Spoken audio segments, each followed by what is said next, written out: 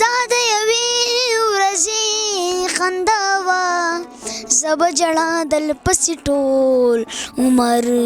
کومه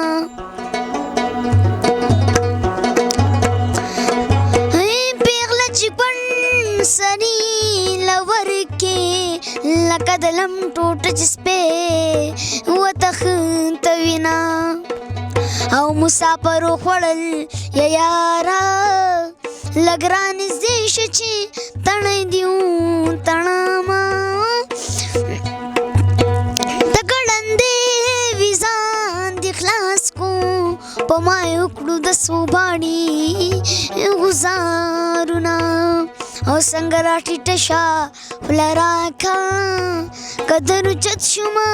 راماته باندې کامه ښځه په هره سړي کونډېږي سړی هغه وي چې پیښه رکونډه شي نه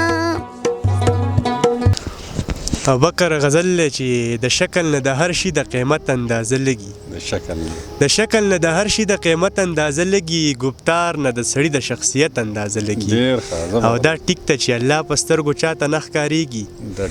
دا ټیک ته چې الله په سترګو چاته نه ښکارېږي تخلیق نه یې په خپله د قدرت اندازه لګي او چې دوسي ورته مه وایه چې دا حاجت مې سر کا چې دوسي ورته مه وایه چې دا حاجت مې سر کا دوستانو ته د دوست د ضرورت اندازه لګي او دا نن چې د هر چا سترګو کې غني غني کېږي دا نن چې د هر چا سترګو کې غني غني کېږي د دې نه د پښتون د اهمیت اندازه لګي او چې کور ته درله راشي او تا ستا په کور کې وجني